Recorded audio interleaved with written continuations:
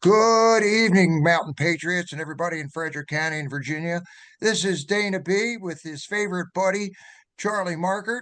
We are the 3%, and we try to take time to get a chance to meet with people, talk to people all over the Shenandoah Valley, all over Virginia, Maryland, anywhere that the good Lord takes us to bring really what we feel is some of the most relevant topics that we could possibly have that people really want to know about and really want to hear.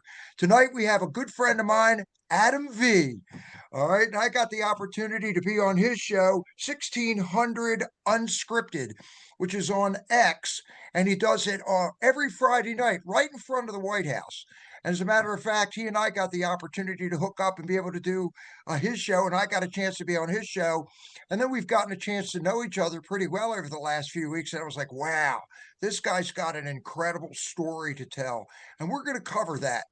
One of the things that Mountain Patriots is really keen on or really focused on is fairness in God's world. We want to make sure that if the people are treated fairly, we try to bring you the truth. And one of the things that it's always been in our crawl is what actually happened in this country when there was an overthrow of the country. Most people don't realize it, and they talk about what's called an insurrection. And I'm going to start by telling you an insurrection can only happen against a sitting president.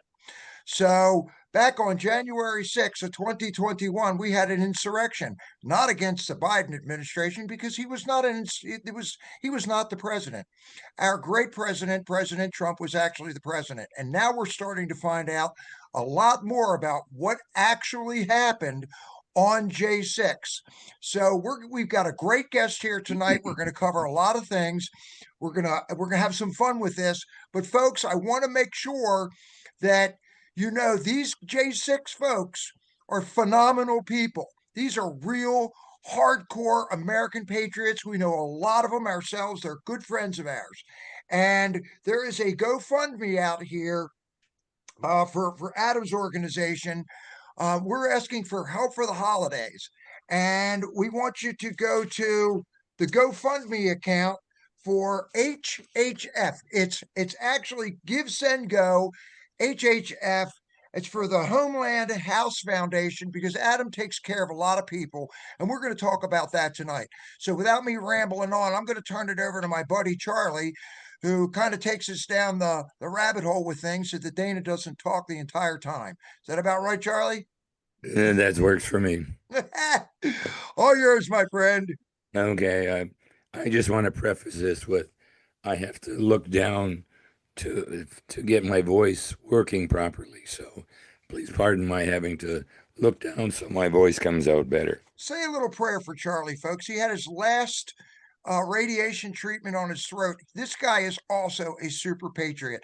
People don't work through this kind of stuff. Charlie has been doing these podcasts without a voice, literally, for the last 6 weeks. He does not miss a beat. So, Charlie, please say a little prayer for Charlie, and Charlie's going to introduce you to Adam. Thanks. Adam, we want to thank you for being willing to share your experience with us and what's going on and educating us from the inside so we can better understand this amazing journey that you've been on, and in fact you still are on, and we appreciate that. Dana mentioned your podcast. We want to support you in every way we can with that. Absolutely. And also, I understand you were in the Navy. I'd like to thank you for your service. Thank you. It's greatly Absolutely. appreciated. But if you would please tell us a little bit about yourself. You can introduce yourself far better than I can. Tell us a little about now before you got into politics, in whatever way it is. Where'd you come from? What led you to be the person you are today? Well, before J6. Absolutely. I was a Navy vet. I was a Navy nuke engineer, and I was always real interested in science and engineering. I was a dual chemistry physics major, and I ended up getting hurt while I was in the military, and I had some problems after that because of it. But I wanted to see the country, that I had served, and so I ended up traveling around a lot. Sometimes would get stuck, and sometimes I'd keep going, but it kind of led me into scientific glass and research and then artistic glass. And I used to have a business traveling back and forth, and it didn't This end is up.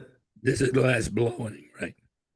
Yeah, yeah. I ended up pursuing it to try and like just some of my PTSD and kind of calm my mind to the art.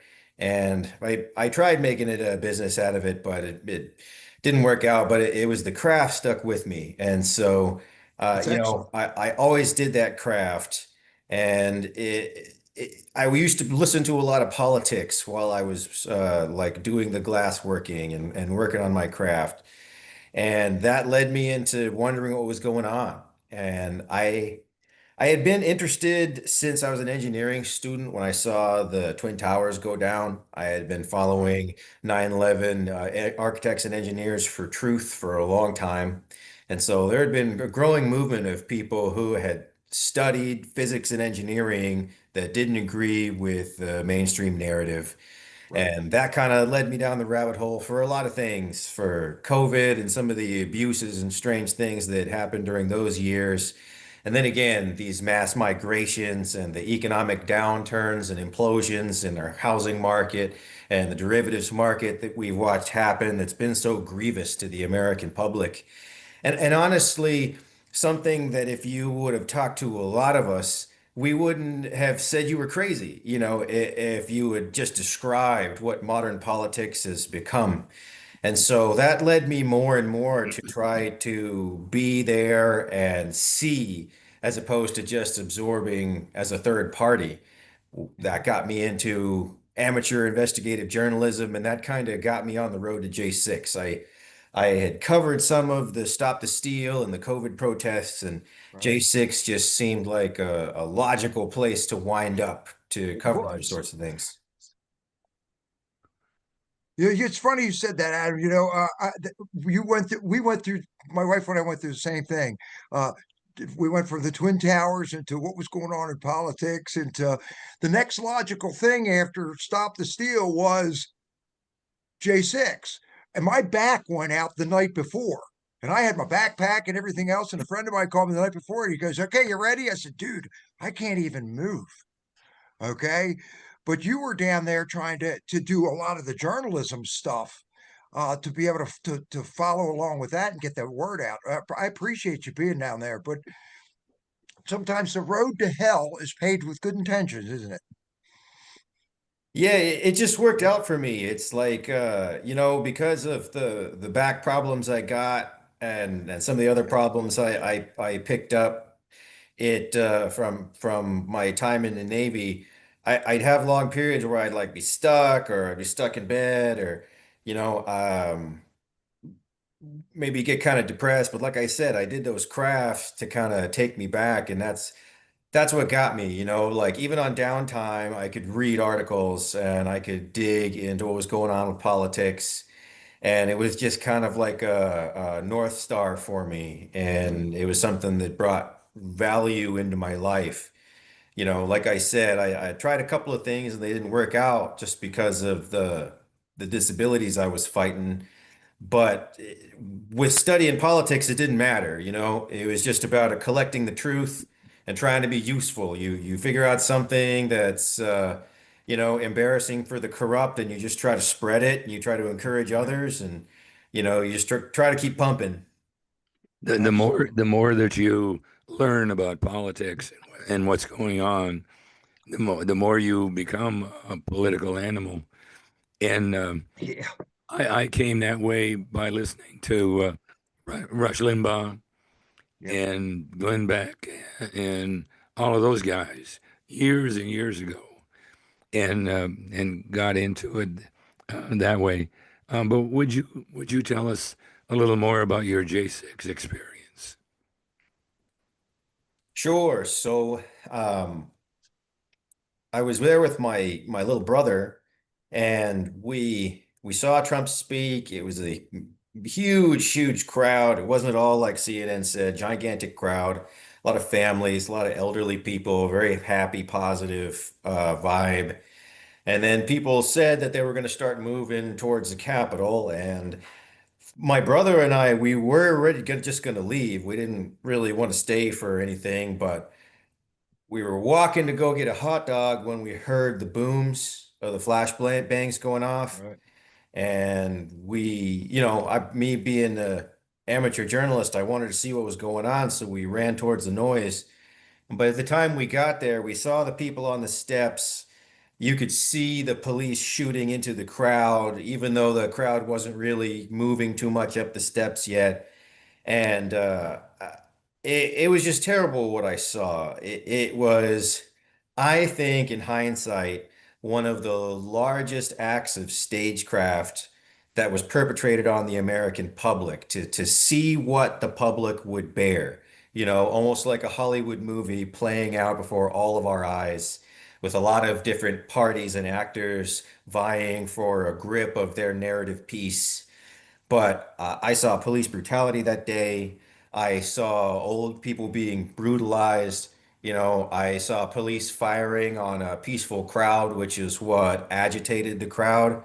You know, you figure you have a crowd that's a high percentage of combat veterans, and you are watching the Capitol Police fire non-lethal musicians into the elderly war veterans. And what do you think was going to happen? Smart people studied the psychology of the demographics of that crowd and Right. pushed it and shook the hornet's nest until they got a reaction. But the problem, I think, in the saving grace, there's that saving grace of God coming in. No matter what the devil's Hmm. plans, God will come in and change it just a little bit. I don't think what happened was supposed to happen that day because there was not a boiling, bloody, violent altercation. There was a few isolated incidents, but there was a lot of people helping people up. There was a lot of people waving their arms, calling for a stop to violence. There was a lot of people screaming Antifa and infiltrators. Right. And while they might have expected a large rush at the windows and many, many entry points, most people just quietly filtered through those 20,000-pound doors with magnetic Right. locks That were let in. right. Those doors, most people don't know, are engineered to withstand an RPG-7 series munition. Human hands, even multiple human hands, cannot force open a magnetic lock of that magnitude. It No. is not possible. And so they were let in, and there's the videos that have surfaced now of people being Plenty. uncuffed and fist bumped by the cops and people that are hosed down with OC spray and tear gas and then get up and then give thumbs up. And there's just so much that was wrong. Nancy Pelosi's daughter there being there with the HBO film crews said Well, she film, did, and she filmed it. right. And they even Said caught her saying she started it. said film crews having gas masks that were rated to withstand those type of non-lethal chemical munitions. Why did they have those ready to go pulling out of their little bags, so many times? Why were people sitting and waiting that made perfect stage photographs? Why were certain people from the J6 community diving back behind police lines? And there's a lot of things wrong.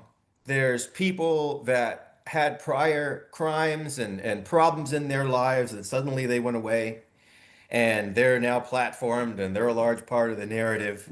Right. And what they want you to do is focus on the name so they can start a shit show and start an argument and make it circular and never get anywhere. But it's by focusing on the algorithms, focusing on the ways in which people are being manipulated and the mechanisms thereof, that I think that we can claw our way forward. Because to me, at the end of the day, and we say it on the show all the time, our generation owes these kids who were born into chaos and have only known the failures of their elders.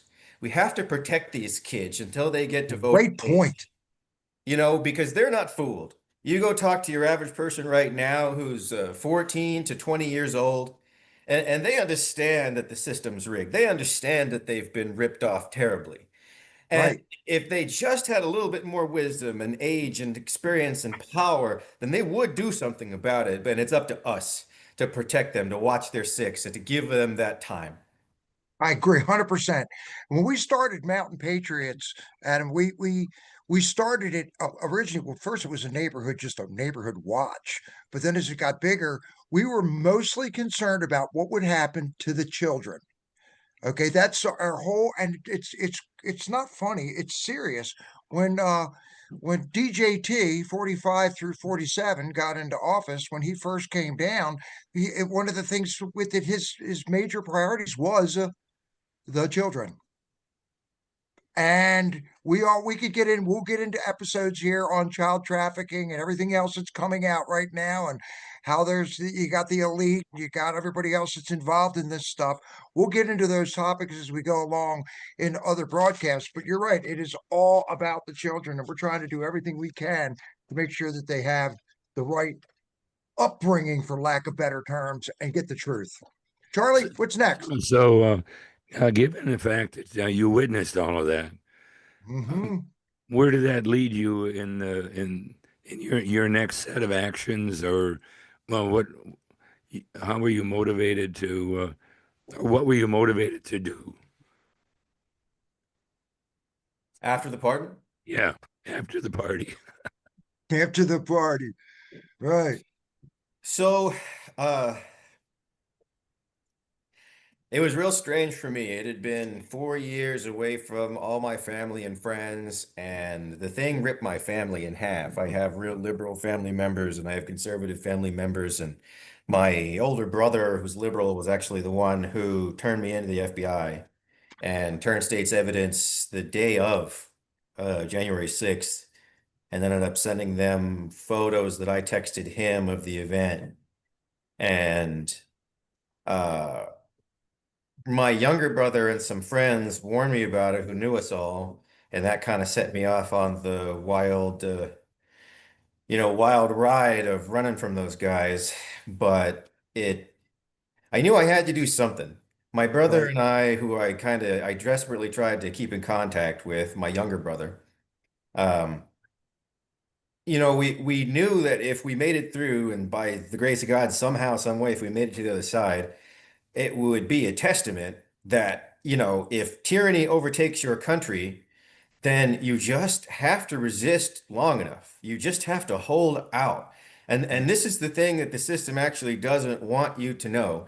And this is the thing that you're not going to get as common sense advice, but it is the truth. If you can just support each other and hold out, it was the MAGA Underground Railroad and people with the median age of like 75 to 85 who didn't care if their property was seized, who just wanted to hear the truth and see justice served, who knew that the election was stolen, who knew that Biden was chasing people down using lawfare illegitimately, using politics as a weapon, a partisan weapon. Right. And they were able to put their money where their mouth is and put everything on the line for freedom, for patriotism. And so, if enough people are willing to do that in a group, they become unstoppable. And that Right. is what the system is truly afraid of. They want you to think through TV and manipulation that it's turning into something bad, or that you would need something like Braveheart with an army of you charging up a hill. That is not the case. As a matter of fact, that's the last thing you should do. That's going to get you Absolutely. in trouble. And if anybody Right. comes at you trying to tell you dumb stuff like that, they're trying to get you in trouble. Mm-hmm. I can tell you that much. What they really don't want you to do is be friends with each other, rely on each other, to go back to that greatest generation era social networking where people have functional gardens and know-how of how to work the land and a distribution of resources and logistics. That thing right there allows you to, even if it's just a little bit, Mm-hmm. to step back, to make your own choices, to give yourself time to make decisions and not just be leveraged into everything. Because when you're leveraged into everything, you can't think, you can't talk, you can't do anything. That's why people in my demographic, if you've got a couple kids, you got a mortgage, you got a job, you're 45, you got a wife, you got a husband, people can't reach you. Not at Right. all. Not at all. You're too busy. You got too much riding on it. You can't, hey, take some cockamamie nonsense that's going to get you in trouble, hurt your bottom line, and take food out of your kid's mouth. You can't do it. Right. So you have to That's give leverage. you That's have to their give leverage. people functional tools. You have to give people useful things, you know. Educate them. And one of the ways to do that is by shoring up their hope, to show them that, hey, we might have scraped through by the skin of our teeth, and I might have gotten down to 150 pounds, even though I'm 6'3", 200 pounds now. I got down to 150, living under bridges and being a homeless guy and just barely making it by during the on the run years. And so it might not be easy, but God doesn't give you anything that you can't handle. And if you can just hold on and encourage others to hold on, you don't know what you might spark. You don't know what legitimate, legal, lawful, totally scalable thing that you might encourage your friends and neighbors to do. So at the end of the day, it's that type of thing that Homeland House was built up to encourage. Um, we have a house that we manage here out near DC, and we are like a hotel. If you want to come to DC and do activism, that you contact me and you make an appointment, and we get you on a schedule, and you come and stay here at no charge if you're a J6 defendant, so you can go lobby Congress and do your activism unencumbered by the substantial DC hotel bills. We trying to make activism just a little bit more accessible. When you're here, we do financial education. We have education along a system we use for wealth multiplication. It's something that I'll just give you the quick rundown, but Please. we are made to feel trapped, and we are made to Yes. feel like the only hope and help that could ever be is some famous person, some personality from YouTube or some screen is going to come save you from above. My friend, that is not the case. It is going to come from your own hands. If you take a look at your own hands, this is your own salvation, because they can go like this, and that is the first step. The second step is to put tools in them and put them to work. And if you crack open your Bible, you'll see that message over and over and over and over again. It's pretty simple and straightforward, really. And so we realized that there's got to be a way for people to build themselves up and get them out of this 9 to 5 frantic slave class, which is what it is Hmm. at the end of the day. You're a slave, Yep. by a different name. After your taxes and your insurance and your fees, and God help you if you got a small business, but you're just hurting this fee and that fee and scams to send you fake fees. And everybody that owns a small business is just nodding their heads right now, because you know that pain, Exactly right? right. Where while as illegal immigrants can come in and pay no taxes and have no guidelines or safety, anything, and they can operate totally freely, protected by the police, protected by the government, protected by the media, and whereas you can barely make it, so we need an edge, So we teach people a different way to think. And one of our primary vehicles to do that is properties of raw land that are beyond tax liens, Hmm. beyond their statute of limitations. So if somebody gets, let's say you got a property that's handed down from grandparent to grandkid. They've never been out there. They don't live there. It goes fallow land. Nobody pays the taxes. The county reclaims it. And now Right. it's just been sitting fallow for 10 years, 20 years.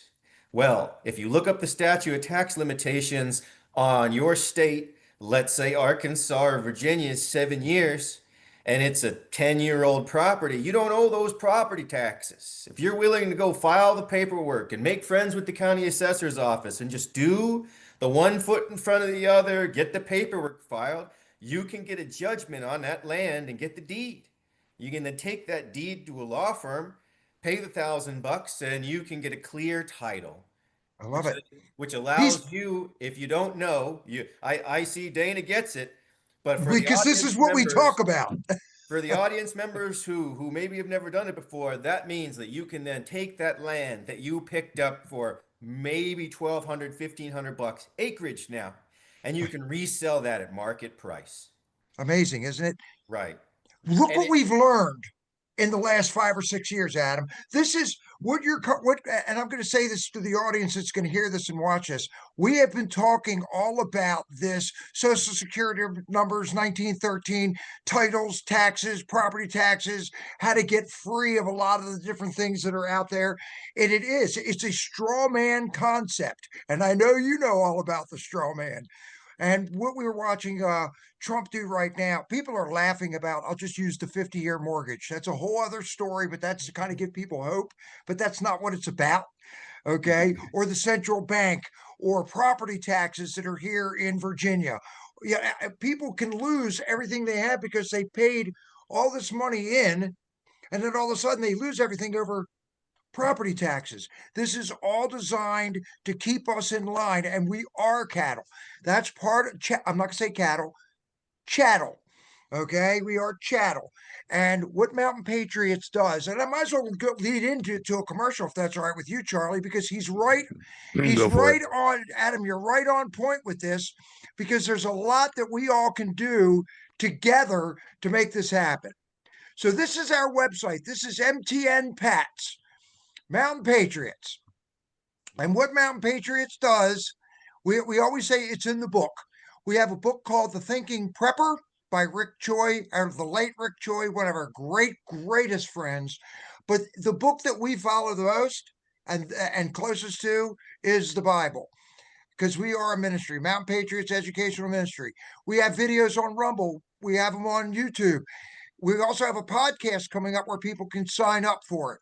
What I really want to do real quick is hit our ministries, because Adam's right on it. We want people to understand that we founded these 7 ministries to nurture and promote these benefits for our county and the surrounding area. We have an education ministry, so we can teach you what Adam is talking about right now and help restore the culture, counter the political correctness, support truth and justice, adult education, schools, knowledge. We're doing all of that. We're We the People.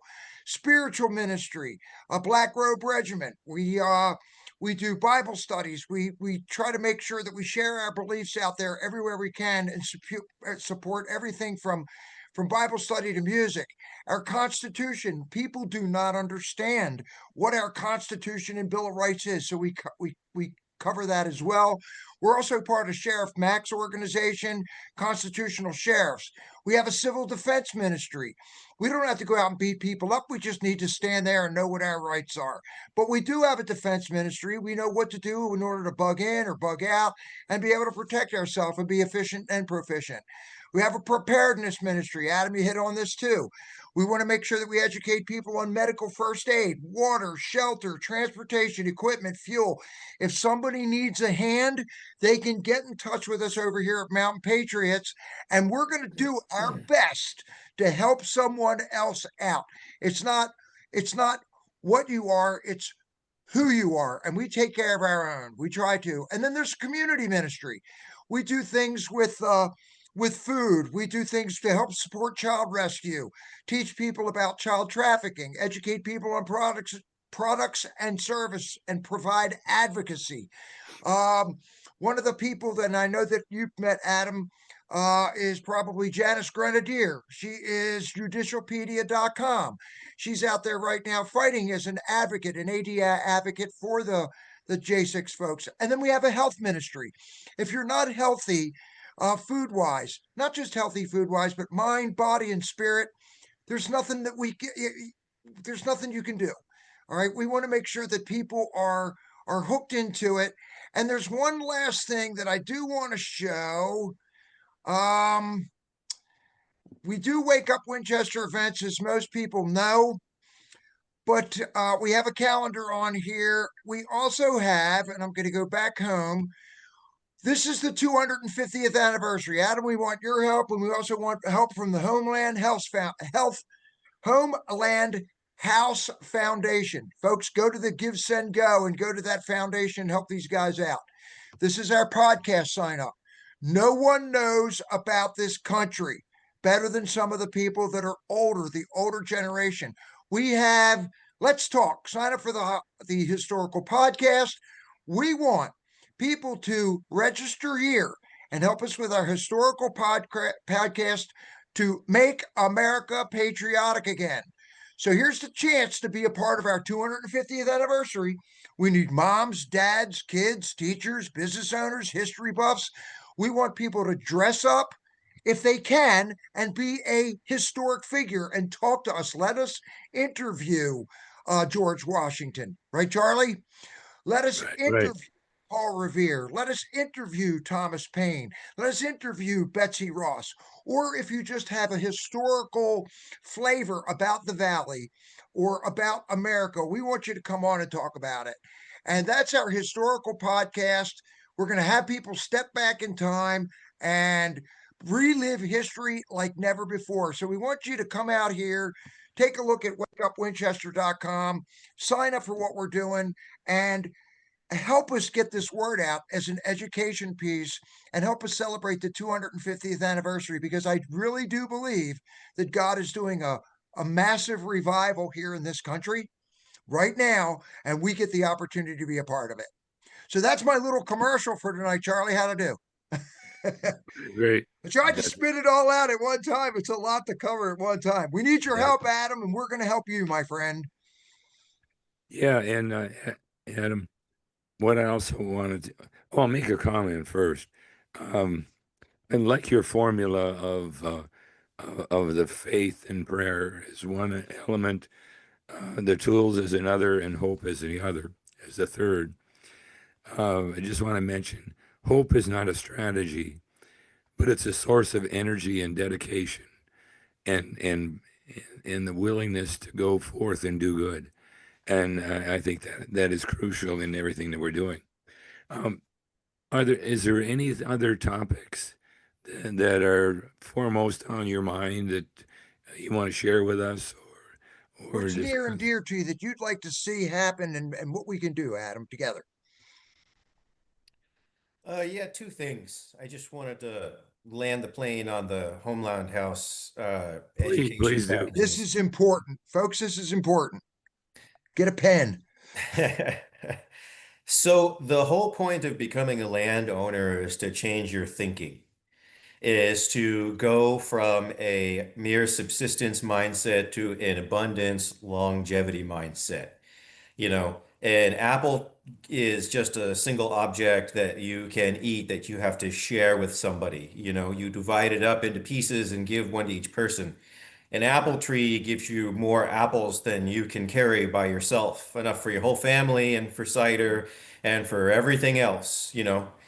And wood and biomass and charcoal. And if you're clever, if you use God's ingenuity that He has bestowed upon you, then you can multiply these things that you are given and have a cornucopia. Your cup can overfloweth.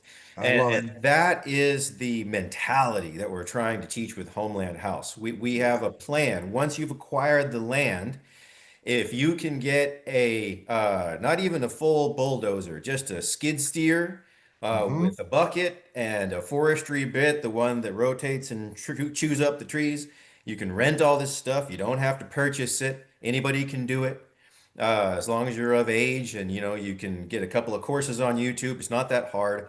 But if you just clear the land and you pile up all of the trees into a long hedgerow at the edge of the property, and then cover it over with some of the fill dirt from the clear, well, you've just created a hugelkultur. If you then cover that over with grass and mulch, you've created a renewable, self-watering, self-fertilizing resource that if you plant with perennial species and at the top of the hedgerow, orchard trees, you've got this great bounty that keeps giving and getting better year after year after Yeah. year. So you can take this land, and now, if you're smart, you can go look up where these AI data centers are being built out there in the country, where these Oh, we're major, very well aware of that, aren't we, right, Charlie? where these big projects are taking place. Families are going to be moving there and getting jobs for these things. That means if you can get rural land using these processes out on the fringes and develop it in this way, then you are multiplying on multiplying on multiplying the value of what you pick this up for. And in that way, you can get to the type of ratios where you can start to think about what it might mean to be free financially, generationally, to try to make decisions as a patriot into time, which is most important. What are my grandchildren, my great grandchildren going to be doing with this land?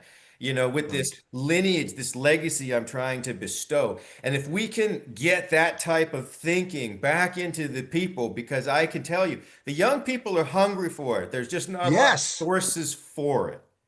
And that's real near and dear to my heart. Yeah, This- you are describing homesteading combined with entrepreneurship.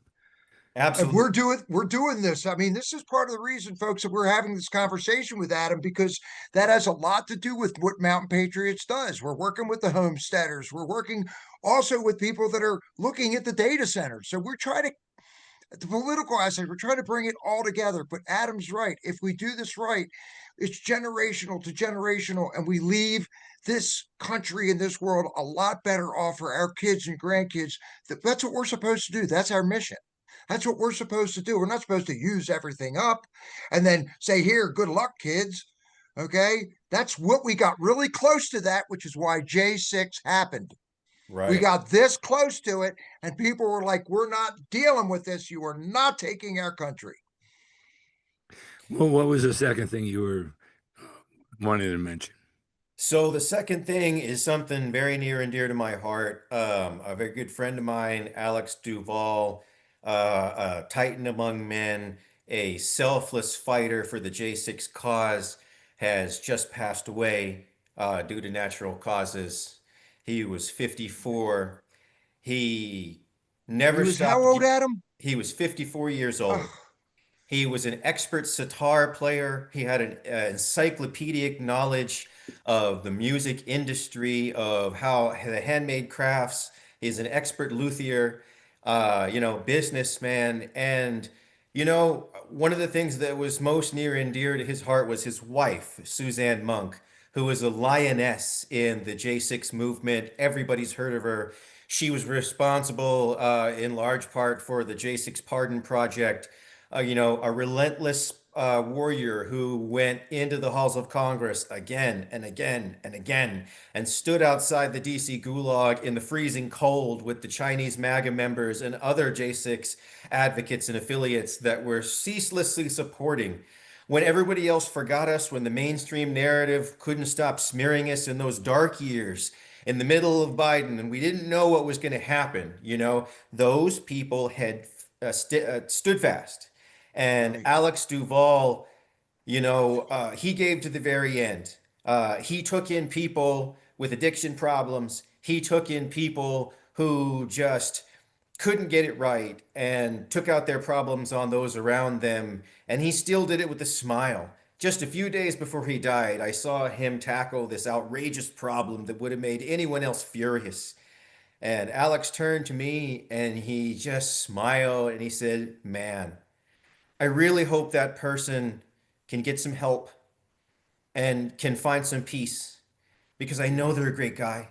And I know that if they could just tackle this problem, they could be so great." And where anyone else would have been furious and fuming and pacing and speaking negatively, not Alex. Not Alex. No. And I just want everybody out there to know that without these people, without these J6 advocates, that there wouldn't be we wouldn't be here. The pardons probably wouldn't have gone through. It wouldn't have gotten Right. the attention that it needed to come to that place to make it all happen. And so I just want people to remember the J6 advocates, the people like Suzanne Monk, the people like Alex Duval, who gave their entire lives in some cases for the cause of American freedom. Well, that's powerful. I have to say this because um and we're going to be talking a lot about this because this is one of the, to me, this is a very, very dark scar on the American people. watching the immigration thing, the whole thing came in and what they've done, and Biden with the auto pen and and and locking all of those folks up. I know they were singing at the jail, singing the Star Spangled Banner. A very, very good friend of mine, Adam, you will meet him, is a retired Navy officer by the name of Tom Caldwell. He'll be on here in the next week or so. And I'm real quick because I want to give you a plug too. This is called the Mouths of the Wicked by Tom Caldwell. It was just published on November 6th. This tells a story, a person's story of what happened. You will meet Tom. You cannot get that on Amazon. No, you cannot get this on Amazon. Okay, and we'll put that in the description box. But there's a couple of people that I want to give a shout out to, and I want you to help me out with this, Adam. One of them, I just gave one to Hey, Tom Caldwell. Yes, Dana, can I just finish this up for the people real quick? yes. We really, my wife and I really appreciate you helping out Homeland House, and We're we going do to. fund it out of our own pocket. But I just wanted to throw out Alex's Give Send Go out there. That's He's where I was going. survived by his widow, Suzanne Monk. She's got to pay for the whole funeral by herself, and we appreciate the help. But if you want to give to them, then that'd be really great too. And it's just givesendgo.com/ADF. Uh, A D ADF, capital ADF. F is in Frank. Yep, that's Alpha Delta Foxtrot. Foxtrot, and that's the Alex Duval Memorial Fund. It's a great cause. You'll be helping some great patriots cover a funeral. Well, it's funny because you were going the same place I was.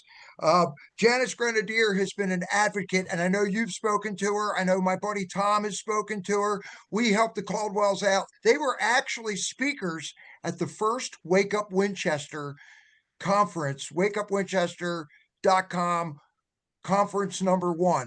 And because of J6 back then, we couldn't put that video out. Okay, we couldn't because you'll meet him.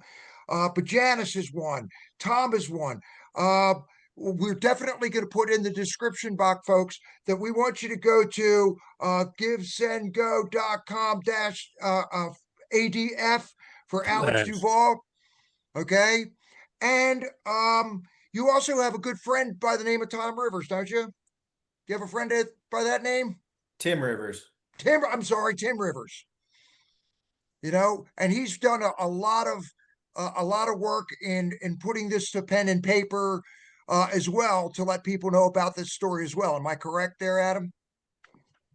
Yeah, so I can plug some of my friends real quick, I if that's want you to. okay. This is Yeah, important. so Tim Rivers is a great guy. He is a patriot. He's a vet. He is a Thank you. former IT corporate guy, and he, out of his own pocket and time, all while juggling his elderly, ill father and taking care of him as his provider, has put out the American Gulag Chronicles, which is an incredible book series, a three-part book series, and it chronicles the letters from prison to their families for the J6 defendants, of getting first locked up to losing hope to maybe we might get a pardon to we're getting out and now we're free. And you can track that whole thing, that whole arc through the letters. And that's Tim's baby. He put that together. It's called American Gulag Chronicles. Right. And Tim runs the J6 National Archive Project, which Okay. is another great cause. And if you just go to Give Send Go and look up the National J6 Digital Archive, Tim is collecting every scrap of evidence so that the federal government at the DOJ and the FBI can't say, well, we lost the evidence. Right. We as J6ers have come together and we've compiled it all using AI, using our own personal data banks, and we're trying to make a monument of metadata and forensics that no one can ignore. Beautiful. Beautiful. I So got one last shout out, and that's David Summerall over at Stop Hate. He's been in the game since 1994, and he was the one that produced J6 True Timeline, the movie. And he's been putting out documentary after documentary to try to let people know what's really happening on J6. And those are some of the people who are kind of behind the scenes doing really a lot for J6. So I appreciate you letting me plug him. Thank you. You know what? This is what we're going to do. We put everything in the description box, folks. But I will tell you, on the front of our video, when we start this, we're taking your HHF, Adam, and we're going to put a QR code on the front of the video. So this is what I want all of our infamous listeners to do. Okay. Adam's out there. I know he was out there with was it Chris Quaglin? Didn't you help him out as well? Yeah, he was one of the guests that we had, and we took him down to the Capitol. We got some videos. He did some lobbying. We had a good time, and did a little bit of J6 activism. Because that poor guy, he's been that. I know his story. Yep. Okay, because I went back, when you have friends like Tom and Sharon Caldwell and you and you spend and Janice, who's been all over the place and done speeches for us at our Wake Up Winchester conferences. We wanted to know what was going on. We knew it was wrong. And we lost a lot of friends and family members too, because they were going, oh, look at these dumb Americans that are out there behind the Trump orange guy bad that are screwing and killing our country. It's complete opposite. Be careful what you listen to on the mainstream media, folks. That's all I'm telling you, because most of it is CIA. They're CIA trained. They all get their talking points at 4 o'clock in the morning, and they tell you exactly what they want you to hear. And then you hear it enough times, and it becomes narcissistically believable. And that's what's happening. So on our website, we're going to put this up, and we're going to put this on this podcast. What I'd like everybody to do is like this, share this, subscribe to us, because our algorithms help the numbers tremendously.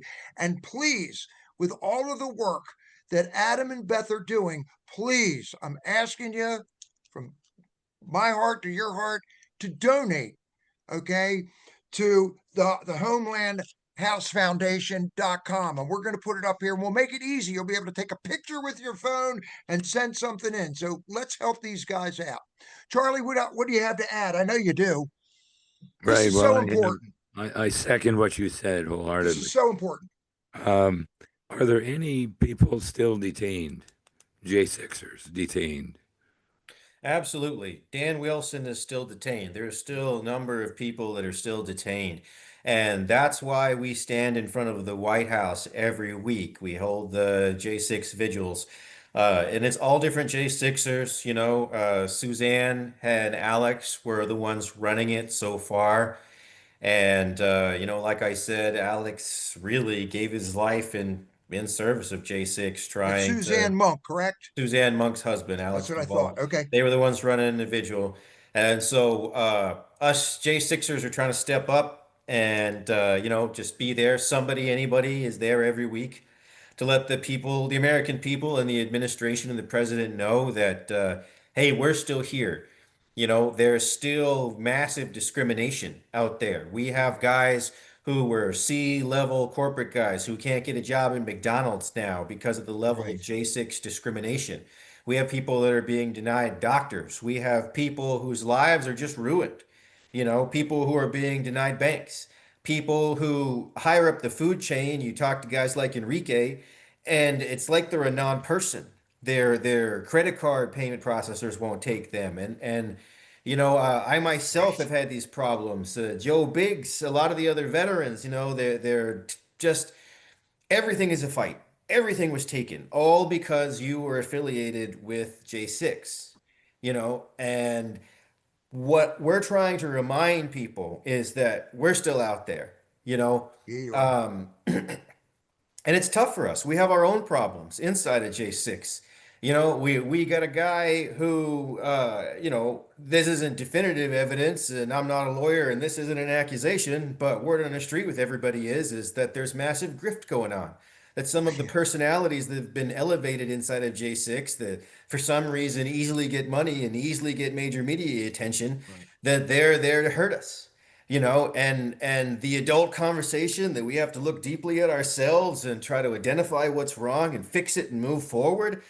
People get caught up there because they have PTSD and they're struggling and they're starving. And I'm fielding phone calls where I'm desperately trying to hook people up. Well, let me find a local pastor in your area. Right. Here's a food bank, because people who had cancer are working 12-hour days. People who are still injured from their time and medical neglect in DC Gulag that are trying to have menial labor jobs when before they were highly trained. The Right. American people doesn't know this stuff. We talk about it on my show. We'll do man on the street and ask people, "Hey, have you heard about this?" And they're always, "What? What? What are you talking about? I thought all those guys are doing great." No, no, it's not Or true. they think you're guilty, and they want to argue about the fact that you weren't there to save their freedom. Right. Or they're still parroting misinformation like, well, That's what glad I'm you guys saying. got off, but you shouldn't have killed all those police officers that day. No, actually, no police officers were killed that day. Go No. look at the official record. Go look at the thousands of hours of missing videotape. Go look at the things that just don't make any logical earthly sense. And now, people are still arguing about this latest thing that's come out by the Blaze media. But why is it, let me put this to you, that the longer time goes on, more information just keeps seeping out like a leaky sieve? More people keep turning tail and giving evidence. Yeah. Isn't that the way, folks? When there's smoke, there's fire. Isn't that the way when somebody's guilty that they just keep piling lie after panic-stricken lie on Right. top? Haven't we all seen this before? You All know? for the big time. And now you've got finally, after all of this time, we have what's her name? I think it's Shawnee Kirkhoff, okay, which is a female. I'm pretty sure FBI agent. I mean, I know Cash Patel has his work cut out for him, as does Bondi, because it's still dirty. They still got to clean out what's in there, okay. But you got this woman. I think it's Shawnee Kirkhoff is the J6 bomber, but they couldn't find her. But they can find Adam, and they can find Alex, and they can find Roseanne Boylan, who they end up killing. Oh, and by the way, we killed, what was his name? Officer Brian Sicknick. No, the guy had a heart attack and he never got hit with a fire extinguisher. So these are the things, this is what the fake news actually does. So what we're going to do, and Charlie knows this, we're going to put a very serious push on this J6 because we do not want this forgotten. We do. There's too many folks like you, Adam, with all of these real patriots that showed up there that with skills and everything else. They can hire these people and give them 1,700 DMV licenses in California that can't even speak English, but you can't take care of your own American citizens. It's absolutely ridiculous, and we're gonna shine a giant light on this. Giant light Well, on this. Dana, God bless you, and I'm glad you're doing it because Have I, to. I tell people on the show, and Charlie, I tell people this on the show all the time. It's we are like the canary in the coal mine for the country. You know, Yep. the reason why the Roseanne Boylan case matters to Oh, you, dear listener, is because if you go back and you watch the video, she they is beat the hell beaten out to of her. death. She is beaten to death by Officer Lila Morris with a stick, Yes. not a baton, a stick, a branch from a tree, a Yes. non-issue weapon. And Yes. so, if that is allowed to slide, if people are allowed to be called insurrectionists, and if this is true, I'm not going to say either way because it's still being debated, but if Sherry Right. Kurtoff is actually the J6 pipe bomber, then that means that they put her on the stand in Guy Reffitt's trial. And after her committing an act of domestic terrorism, for partisan politics, called him a domestic terrorist. So Right. it's almost to the point where reality is parodying, art. It's like the absurd has become real. You can't parse sarcasm from what's happening anymore.